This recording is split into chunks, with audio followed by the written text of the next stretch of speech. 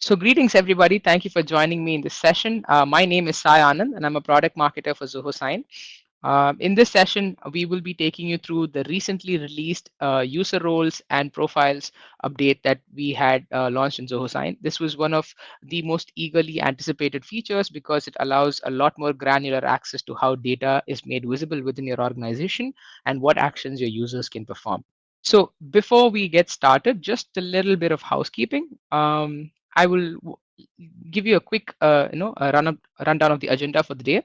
So we will talk about what business agreements are looking like in today's world, how people are getting them done, and I will follow that up with a very quick overview of Zoho Sign as a digital signature application and something that helps you get your business agreements done. Then we will dive straight into the main subject matter, which is how you can create and customize user groups, roles, permission profiles, and so on. And then we will also have answers to all your questions. Now, answers to your questions may not necessarily come only at the end, as I will be breaking this session into different parts where I may go into the questions, answer them, and then come back into the presentation. So before I get started with the actual session itself, I want to quickly launch a poll just to gauge the familiarity of the audience with Zoho Sign as an app. So allow me to launch this poll. So you should see the poll on your screen right now. It's a very simple and straightforward question. I just want to know how long you have been using Zoho Sign. It is okay if you do not use Zoho Sign and you're just here to understand or get introduced, learn more. But this will help me understand my audience and make changes to the presentation as I go with the narrative as well. Great. I have about 20 people who voted here, and a lot of people have just started using Zoho Sign. That is pretty encouraging, which means we have a lot of new folks who have just gotten started with the application. So the first 10 odd minutes of this presentation will just focus on what Zoho Sign is as an application. So that is more useful for the folks who are just getting started. And then we will get into the main focus. So for those who think they already know Sign in and out, I'm sorry if I'm taking up the first 10 minutes to cater to the rest of the audience here. But like I said, we will get to the main part of this webinar soon enough. I think everybody has voted, and I've seen that the overwhelming majority of people have just gotten started with Zoho Sign. So that's good. So let me get on with this session. So the major talking point that we have here when it comes to running a business today is that there's a lot of paperwork, right? And this paperwork is primarily because our world runs on agreements, right? All of the things that we do, all of the relationships that we build, the connections that we build, and any transactions that we execute, there is some agreement, either explicit or implicit, at some point that is captured on the form in the form of a written paper document, and it is taken forward in terms of execution by getting it inked with signatures and payments that are being collected if it's a transactional agreement as well. Now, just give me 1 second. Yeah. So as you can see on your screen here, the process of getting agreements done, particularly in the context of running a business, is fairly tedious, or rather has a lot of steps, right? So you would have to first of all draft these agreements, get the documents completely composed and run by different people who are the stakeholders of the agreement, have them agree upon what's being drafted into the document, and then you would send it out for signatures. Now, you typically, depending on how you execute these agreements, if it is a fully pen and paper format, then you would have to print them, scan them, post them, and so on. Or if you're running them through an automated software like Zoho Sign, for example, then you would have to create the workflows which would execute these agreements by sending them out for signatures. But it is not something that is going to stop there, obviously, right? Since these are agreements, there is a lot of things at stake here, and business decision makers are getting access to sensitive information. So you often need to have some level of ID verification to ensure there is authenticity from the people that are signing the documents, and of course follow that up with collection of payment to actually execute the transaction itself, and have all of these documents that are signed completely stored somewhere safely for you to have your records kept for auditing and accounting and so on. Now, this process is, like I said, fairly tedious, but it also poses a lot of challenges to businesses simply because of how it happens. Right now, it doesn't matter if you do it through pen and paper, or if you do it through a piece of software, the way the world is approaching running a business today is completely different from how it was perhaps a decade ago, especially in the last few years, because we've gone through a pandemic where businesses had to completely operate remotely. A lot of things were happening in a hybrid manner where people were either working from office spaces or from the comforts of their homes, and it was just a lot of collaboration online rather than seeing people face to face, which is very uncommon when it comes to agreements, right? Because as humans, we tend to feel more secure when we are agreeing to things in person, and that is how we drive our life. So because of the way things have changed, especially when you run a business, there are a lot more challenges that have come into how you execute agreements or get paperwork done. For one, you need to understand that because of how people are working today from the comforts of their homes, experiences are very remote, or rather, connections are remote. Though collaboration does happen, it happens online, and everything happens in the form of a digital medium. People are using devices to get things done, and often people tend to be poles apart when it comes to where they are residing. Or transactions tend to happen across time zones and across borders, and all of these things play into how you get your collaboration done in an effective manner. And as a business, when you have a lot of paperwork that you are executing in sort of this disjointed manner, it tends to be scattered across your workplace because you are involving other stakeholders as well, and a piece of paperwork may not always necessarily reside at a single repository or a file system. And this process in general, as I said, is tedious, repetitive, cumbersome, and so on. And all of that makes it prone to errors. It is very time consuming, and there is a lot of costs associated with it as well. So in general, there is just a sentiment that we are feeling where there is a low confidence that is there to executing agreements when it comes to getting it done in this current scenario or in this current era, especially when you do it online as well. So all of these challenges are what we are attempting to solve here with Zoho Sign. So Zoho Sign is a complete digital signature solution that we have built to help you get your business documents signed completely online. Now, we want to make sure that these documents that are signed online are done in the most effective and efficient manner for you to easily collect signatures, approvals, or payments, and have advanced functionalities or workflows available for you to get this done, um, even if you have to face a large volume or if you have to scale your business to kind of operate at a higher bandwidth. And the advantage of using something like Zoho Sign is that it is a digital signature solution, which means it comes with a lot of additional features such as tracking your documents, audit trails, and reports, and so on, which in essence help you establish the signer trail in an effective manner, wherein you end up producing legally binding documents entirely digitally, and you have it all stored online. So you get rid of all your paper clutter, and at the same time, you can save on the running around of handling physical paperwork, and it just makes things a lot more organized for you to go about. Now, let me quickly run you through some product screens here so that you understand how simple it is as an app. Again, this is for the people who are unfamiliar with Zoho Sign or just getting started with Zoho Sign. So this is what our dashboard looks like. It's very simple, and there are two major functions where you can either sign documents yourself or send them out for signatures. Now, when you're sending them out for signatures, we have a very sophisticated e-signature workflow builder wherein you can define the number of signers that need to sign the documents, add multiple documents to your envelope, and define the hierarchy or the order in which the signing takes place. You can even change the role from a signer to an approver or somebody who's just copied in the whole workflow, and so on. You can determine what message goes to each and every signer, how long they have, and what provider they're using to sign as well. So all of this can be customized when you're setting up the workflow, and you can even go as far as customizing the language of the interface and the email communication that goes to the signers, or authenticate them using OTPs so that there is an additional level of identity verification. And as I said, there are additional settings which allow you to dictate how long the document request is valid for, how long the signed document itself is valid for, and how you can organize it within your organization so that you can retrieve it easily later when you need to access it. Now, this is important here because it plays into what I'm about to show you in the webinar. And when you've set up the workflow, the process of getting the document filled out is fairly simple because you have fields which you can simply just drag and drop onto the document and assign it to the different recipients and then send it out and track it directly from your dashboard, along with a bunch of other actions that you can perform to ensure your paperwork is always up to date. And you can even filter your documents in the ways that you want. You can add columns, remove columns, order them in a certain way.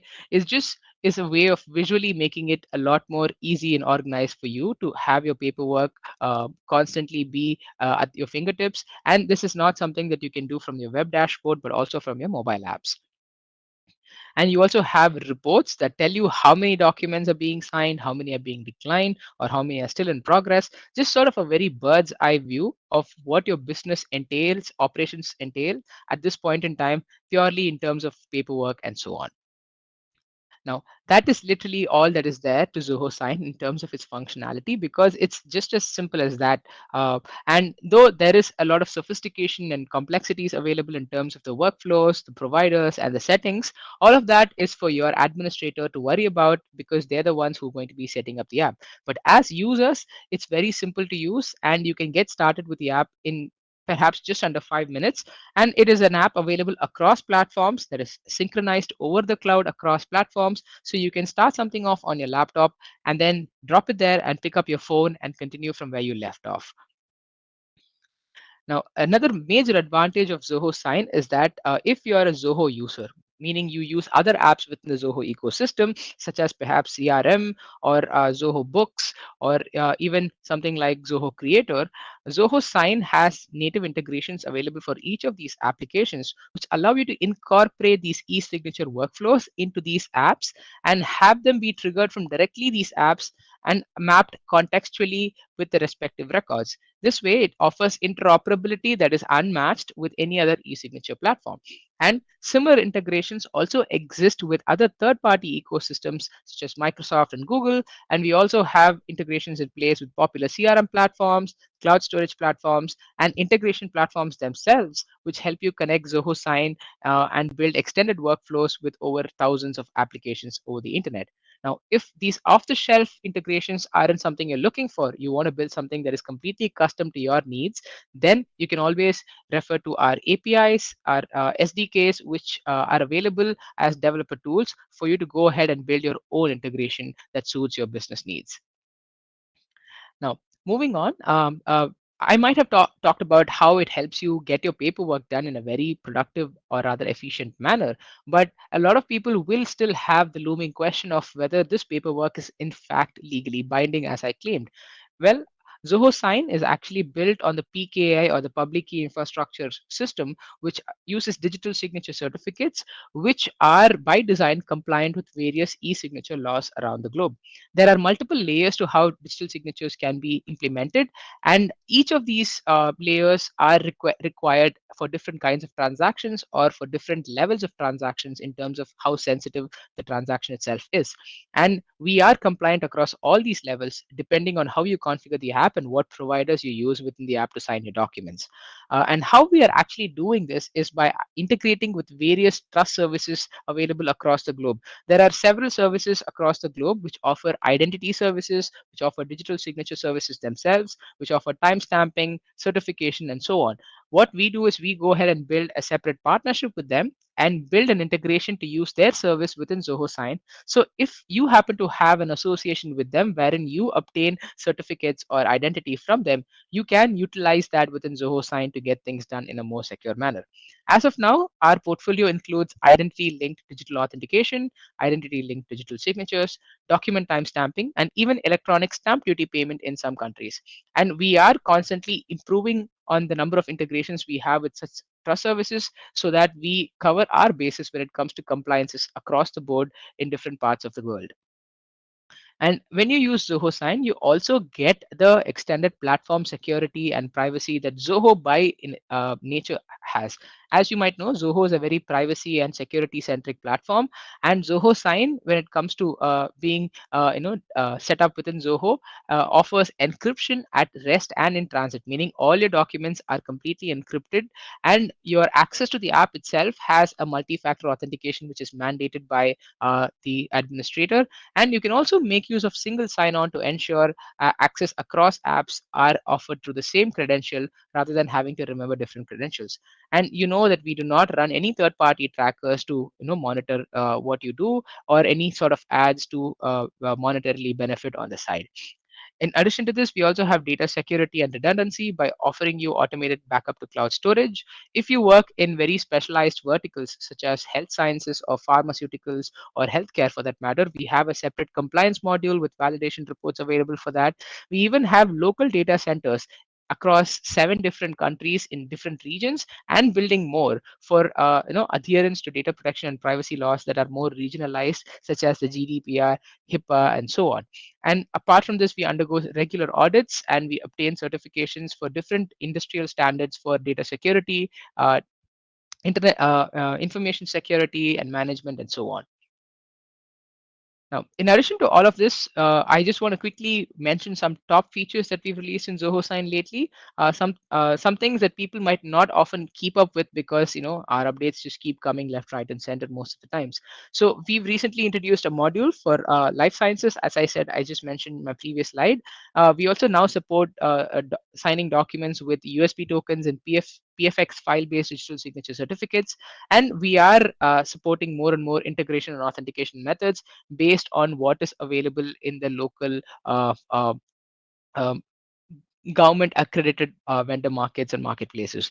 And we're also supporting more languages for the app and the interfaces. We are constantly improving our mobile signing experience, and we are also focusing a lot more on the developer side of things, because we know that a lot of businesses these days deploy integrations or employ developers who can build these systems for them. And what's on our road ahead is a lot more than just being able to get your paperwork done very quickly. Rather, we want to get and explore the complete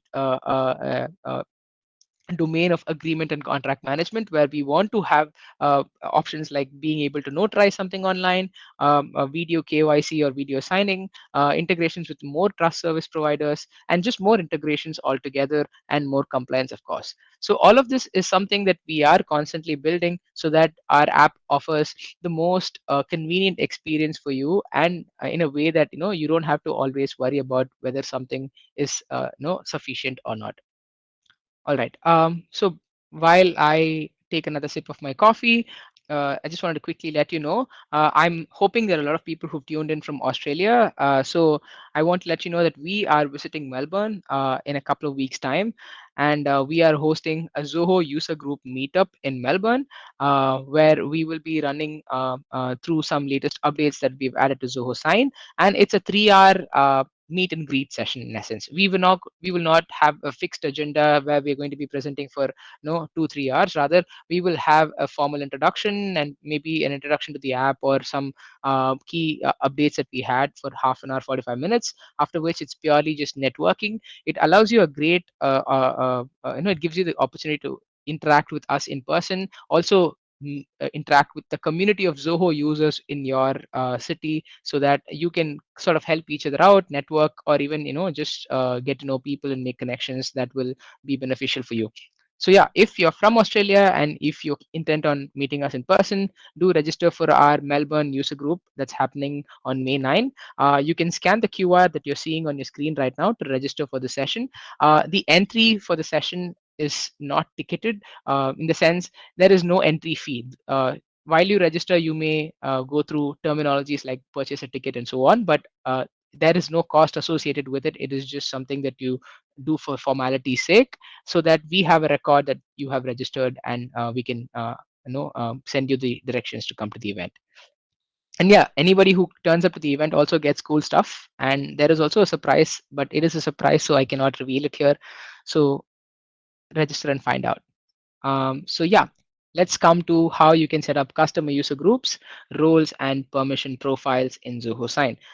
So this is something, like I said, it has been very eagerly anticipated. A lot of people have been asking us for this for quite some time, and we have also been taking our time to get this released, because this has a lot of dependencies, especially in an ecosystem as large as Zoho, wherein we want to ensure there are no bugs, or there are no exploits that can be used to get around things that are set up.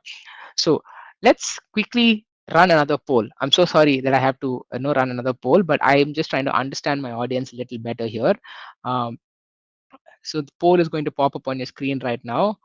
Um, the question once again is very simple. Were you aware of the setting that allows you to control user roles and permissions that was released earlier already, or is it only through this webinar you're getting to know about this? Oh wow, okay. I'm getting a lot of no's, meaning a lot of people are about to find out about this only today. Okay, that means you will have a lot to take away from this session. I'm glad, that I'm not teaching you something that you perhaps already know. There are people answering yes, they're aware, but I'm not sure if you've tried your hand at this, gone through and played through things. But it's okay. I will sort of give you a live demo so you understand how it works out. Okay, so I'm gonna skip to the next part of this webinar, which is the primary focus of this webinar. So before we get to users, user groups, um, say roles and permissions, you need to understand portals, right? Now, this is a surprise that I had in the webinar. A lot of people did not know that I was going to be talking about this. I don't think anybody knew, in fact, or it may come as a surprise to a lot of people who may be using Sign that we even have portals. But it's just something that I felt I could talk about because portals often help you understand and segregate users across multiple businesses or business units. However, the catch here is that portals are in beta in Zoho Sign, meaning you can create multiple portals and you can assign users to different portals and so on. But you would need to reach out to us for us to enable access because, like I said, we do things after testing them out really well, and we do not want to have any exploits for this, or we do not want to have any breakages in the system. So right now we are enabling access to only those who really need portals for them to manage multiple businesses within Zoho Sign with the same email address and so on. So if you need access to portals after I show you this demo, feel free to write to support and we will enable access for you. All right. So now let me stop sharing my presentation and switch over to the demo. Yeah, okay. So this is a Zoho Sign dashboard, as you can see here. And when it comes to portals, this is something that we very recently introduced. It is essentially a different organization, but mapped to the same email address. That is how you need to understand it. And for those who have been using Zoho for a while, if you use CRM or Zoho Books, if you use Zoho Projects, various other Zoho applications, portals have been around for quite some time. So the idea here is that you are allowed to create a new portal where you have a separate set of users who do not necessarily overlap with your current set of users. And that way you can manage and keep their operations separate, their data separate, and the visibility to the data separate as well. So in Zoho Sign, you can see the portal that you are on at the top right of your screen. You can click on that and you can click on manage, and you can create a new portal if you wish to create a new portal. The idea here is that only the payment owner of a portal can create more portals, right? So your users cannot just go ahead and create their own portals, which, like I said, it can lead to confusions and it can lead to maybe just data being kind of all over the place. So to avoid that, only the payment owner or the payment administrator can create an additional portal. And right now, since it is in early access, we are only allowing 3 portals at a time. But you can create portals, you can invite users across portals and separate your data. And when you have multiple portals, right, what happens here is, let me show you the presentation itself. Yeah, so when you have multiple portals, you can actually set a default portal into which you go in when you log in into Zoho Sign, right? And you can always switch between these portals back and forth without any issues, and the data is going to remain wherever they are. And you can also change your default portal, or you can delete a portal that is not your default portal, and so on, right? And you can also at the same time make changes to your portal, like change the portal name and so on. But it is a matter of just keeping your data in 2 separate portals. That's all. There is nothing really that goes around, or there is not too many complications in terms of accessing it. So what I did on the screen right now is just switch from one portal to another. In the first portal I was an administrator, whereas in the second one I'm just a user. So you can see how some parts of the screen changed when I switched over to the other portal. So that is basically all there is there for you to understand. Now, with this understood, then we move on to users and user groups. So you know how in your different portals you can invite users, create user groups, set control permissions, and so on to enable better control access. Yeah, so now we move on to user management. So if once your portals are created, you can simply you can add users as you please.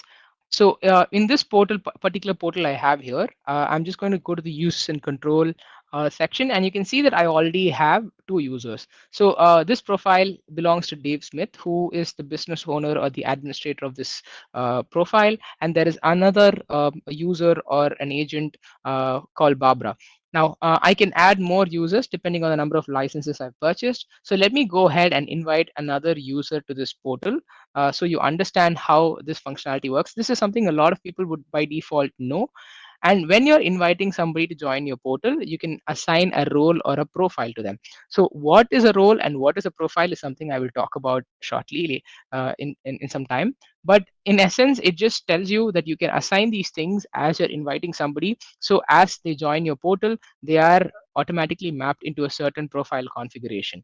So I'm just going to invite Peter here, and his role is going to be a user. I'm not going to change anything.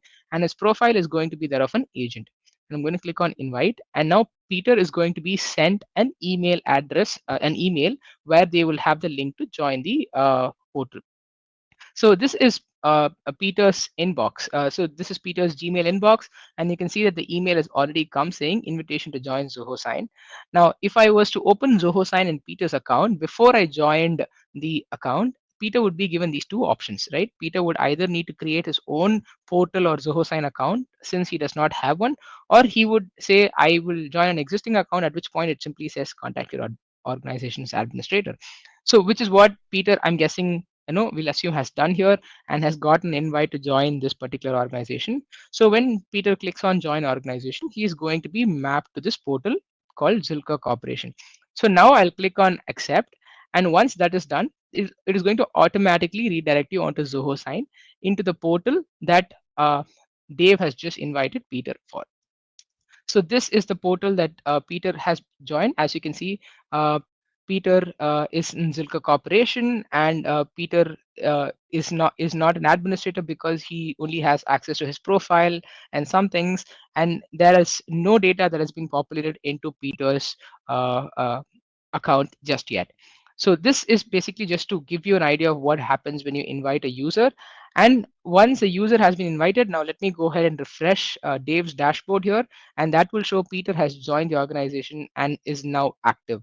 Now let me go ahead and change, the different things for Peter. So I can make Pete. I can change Peter's role here.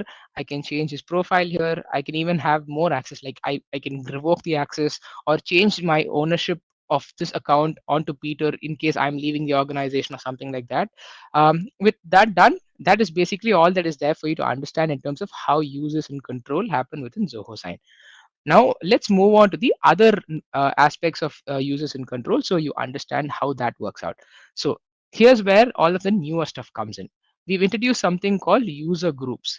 So the idea here is in user groups, you have in your organization you have something called user groups, which is in essence just a banding or a grouping together of the users you have within your org, so that you have some way of contextually grouping data together or users together and use that data in a more effective manner. So there is already a user group that has been created in Dave's org here, and it says HR and it has the description HR team. If we click on that, we can see that only Dave is a part of that because the other employees, I'm guessing, are not a part of the HR team. So let me go ahead and create a group to show you how it works. So let's say now we have two other users, right? Let's call them agents. If they are agents, then they're probably working in sales or support. So create a group called sales or support, and this is just let's give it a description: sales and support team members, and I can now enter the users who I need to be adding to this group. So there's Dave here, there's Barbara, and there's Peter. So what's going to happen here is I'm going to leave Dave aside, that is myself. I'm going to add Barbara and Peter to this group. Um, and with that, I've created a user group. And if I open that, it'll show that Barbara and Peter are a part of that. Now, how does this help? Well, that is where you kind of need to read the descriptions to understand how it works. User groups are typically added to roles to determine what data is visible to a particular role. So when you're creating a role, you can assign a user group to a role so that all of the data of the people belonging to that user group would be visible to anybody who has that role. So let me just quickly give you an understanding of what roles and profiles themselves are going to be like. So user roles are also new, and they are there for you to create and define segments of data and whom it is visible for and how they can see it or when they can see it. Let me give you some examples based on the setup that I have here. So this is Peter's account, right? The one that I just use an invite to sign up and get into Zoho Sign. I can see that there are no documents that I can see here. I can see that I can see no templates here. And my account is brand new. It's empty, right? Now let's go back to Dave's dashboard. So from dashboard, Dave can go to users and control. He can click on roles and he can create a role. So there are already some roles that are available by default, such as admin and user. And Dave has created a role called HR. Now let's see what Dave has done here with the HR role. He has not really mapped any users to that role yet, but there is something called data sharing where he has shared documents from a particular user group with that role, shared documents from he can share documents from particular users, he has already shared documents from a particular folder, and he has shared a particular template with that role. So what this means is all of the documents that belong to people in this group, all of the documents that are in this folder, and all of the templates that are listed here, and all of the documents that belong to any users listed here will be automatically visible and accessible to the users who are mapped this role. So let's see that in action. Let me create a role now. So the role here is going to be, say, um, let's call it sales or support once again, right? So this is for members of sales or support. So what happens here is this is the name of the role. Once I've created the role, there are no users associated just yet, but let me decide my data sharing. So I'm going to basically share the data from the sales and support user group with this role because it just aligns with this group. I'm going to share documents from users. So I'm going to select maybe Barbara and Peter. Now I wouldn't need to do this because they're already a part of the user group that I've added above. But in case, say, there's just one other person who's not a part of that group, but whose data also needs to be shared with this role, then you can add them as well, like Dave himself as an example. But I'm not going to do that. I'm going to add Barbara and Peter here, and then documents from any particular folders can also be shared with this role. So I already have a folder called agreements. So maybe let me just select that folder agreements, and I'm going to click on add so that any document that is being stored in that folder will also be visible. And let me check if there are any templates that I can share with this. So there is a template called partnership agreement, which has to do with sales. So which is also something I will share with this role. So now that I've determined all the data that will be visible to this particular role, what I can go ahead and do is I can go back to users and maybe I can select Peter, who's a fresh agent, right? And I can change his role to sales and support. So the moment I do that, what is going to happen is if I go back into Peter's account, which is this account, which had no data, now when I click on documents, you're going to see documents being populated. So as you see, Barbara is another sales agent who owns this document, which was earlier not visible to Peter, but is now visible to Peter because the role is defining how data is visible.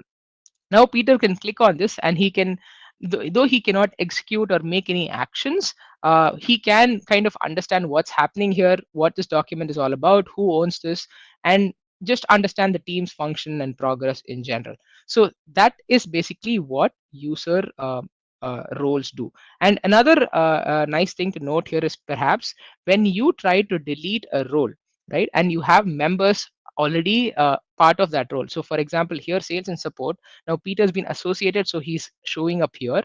Now, if I try to delete this role, what is going to happen is it's going to ask me to assign another role to any existing users who might have this role. Because if I just delete the role as it is, then data is going to go completely missing. People are going to be lost, and it is not going to make much sense. So if I am able to assign a different role, which sort of helps enables them to continue their line of work, then that would be easier for Peter to understand how things happen. If I delete this role, what happens is Peter is going to lose access or get access to whichever role I'm transferring him to. So let me just leave that role aside and let me move on to profiles. All right. So yeah, so we've also introduced something called permission profiles. A lot of people might get confused as to what a profile is and why is there a profile and a role. But the whole idea here is a role determines what data is visible to the people that access or assign these roles, but a profile determines what actions they can perform. There is often a need to separate these two because a person may always be there just to observe what's happening, and he may need to kind of be filled in on what's the information that is being processed, but he may not necessarily be a decision maker or a person that is executing things, right? For in such scenarios, to prevent any sort of unauthorized access, we need to have that level of granular separation where the visibility of data is kept separate from the actions one can perform, which is why we have something called permission profiles. So let's see how that works out. So now let's go back to Dave's account and let's click on profiles. So you can see that there are some profiles that are by default added, which is administrator and standard. Now administrator is these default profiles basically in essence either give you everything or take everything away, right? The administrator profile is only assigned to the person who creates the account, where they have permissions to everything. And the standard profile is offered is as by default assigned to anybody that is invited to join an organization, and that has completely limited permissions. As you can see here, I see 6 tabs here, but Peter sees only 5, right? And Peter does not have access to account settings. Peter does not have access to a bunch of things, whereas the administrator, which is Dave, has access to all of that. That is how the separation of access works here. Now, in addition to this, we can pick and choose what additional actions can be enabled for certain profiles by defining a custom profile. So let me create, there is a profile that is already created here called agent. Let me click on that and show you how it works. So this profile has a name agent. The description is fairly self-explanatory. And here it simply is just a bunch of checkboxes which grant certain permissions to anybody who's assigned that a profile. Such as here, this agent would be able to prepare documents which they own or they upload to Zoho Sign. They would be able to send those documents which they own once again. They would be able to correct those documents if they're in progress and they realize they may have made a mistake, but they will not be able to delete documents because sometimes you do not want the privilege to be there because you do not want data to be lost. And similarly, this profile allows for creating templates, editing templates which are owned by them, but not the deletion of templates, and using of templates is also enabled, right?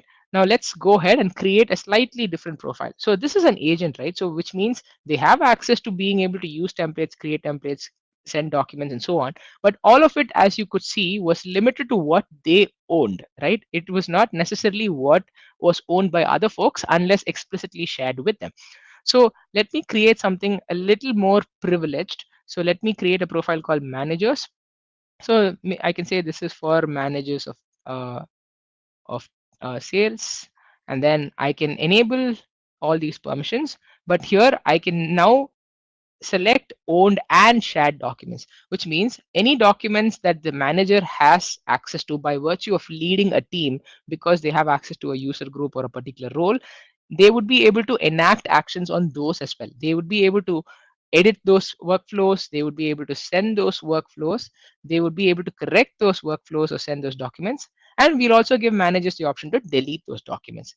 Same thing carries over to templates as well. They will be able to create templates, they will be able to edit templates, delete templates, and so on, right? And this is going to give them access to all of this. So once I give access to this particular profile, and I'm going to click on create.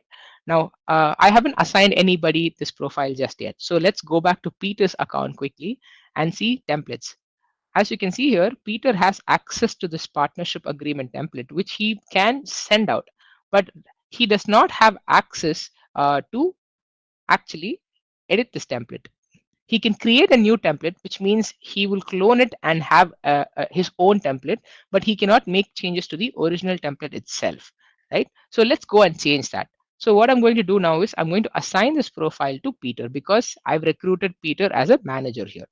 So let me select Peter here, and I'm going to click on change profile. I'm going to assign him managers.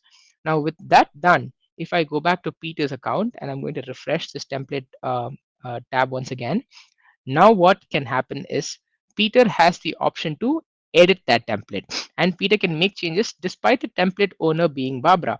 And not just that, you can also see that Peter has access to Barbara's document which is in progress, which earlier Peter would have simply been able to see. But now Peter can edit it, he can correct it, he can extend it, he can even recall and do a bunch of other things. So, in essence, what we are doing here is we've established a team called sales where there are two people, Barbara and Peter, but we've given Peter a manager level, a higher privilege where he can perform all operations, whereas Barbara can't. But something interesting that you need to note here is, let me go back to Dave's account here. Dave is the head of the company and he's probably handling HR activities for now. So Dave has documents that he sent out which say, let's take this document for that matter, employee onboarding documents that he sent out to Barbara. Now, this document is in a different folder and it is owned by Dave. Now, despite Peter being one level above in terms of privileges when it comes to Barbara, he's still under Dave, right? And the documents that Dave owns are not visible to Peter, right? So you can see that that onboarding document is not here because it is irrelevant to Peter. He's just another salesperson. He's a manager, all right, but he does not need access to the onboarding documents of Barbara. So this is how you can very clearly separate the access to the different documents that you have within Zoho Sign, and also enable and disable different actions that they can perform. With this, when you have a large organization of, say, hundreds of users and thousands of documents, streamlining the document visibility, document access with all of these options and with multiple portals just makes it a lot more easier for you within Zoho Sign. So yeah, that's all I had for this webinar. I hope that was simple enough and very convenient for you to understand and use within your organization. All right. So I hope all of you have had a good look at the resources. So you will get this deck, so you don't have to worry about losing out on any of these links. Always write to us with any feedback that you might have to our support address, or you can use our community forums to engage with other users. We have a legality guide in case you have legal questions. If you want a demo, you can book a demo, and if you need to sort of understand sign in and out, we even have a complete two module 8-hour training available through the Spark platform that we have. And you can always follow us on social media for regular updates. But before I wrap up the session, I just wanted to show you, or rather, let you know about other events that we have in the horizon for Zoho Sign. So we are doing a couple of other Zoho user groups, group meetups virtually in the coming weeks. So there is one for people who are in the e-commerce side of things, e-commerce and retail businesses that are looking to utilize Zoho Sign. We have a meetup for that, and there is a meetup for developers as well. In addition to this, we also have our monthly webinar. So this in itself is a monthly webinar that we're doing for the month of April, but we also have registrations that have opened up for our monthly webinar in May and June. So in May, we are going to be doing a webinar where we walk people through the Zoho Sign and Zoho Forms integration with real life use cases. And in June, we are going to be doing the same with Zoho Sign and Zoho CRM with use cases. So feel free to scan any of these QRs if you're interested in attending all of these events. All of these events are free. All of these are online. So you can just connect and log in at the time that is more suitable for you. Moving on, I have one small favor from anybody that has been using Sign for quite some time. If you're somebody that likes using Zoho Sign, you find the platform really useful, I ask that you can consider leaving us a review. This will go a long way in helping us establish ourselves and increase the visibility or discoverability of Zoho Sign for fellow users. As much as there is word of mouth, we also need sometimes to be positioned in platforms where people leave reviews for us to be discovered and made use of. And we ask that you leave your most honest review. We do not say that you have to leave us a positive review. If your experience has been negative, please go ahead and leave that as a review by all means. All valid reviews which are published will get a $25 gift card. So that is just a way of us thanking you for leaving us a review and feedback that we can operate on. Right. With that being said, thank you so much for joining me in this session. I hope you had quite a bit to learn about newly released control features that we have in Zoho Sign. And please tune into our upcoming webinars and events to learn more. And I hope all of you have a great day and stay safe. Thank you so much.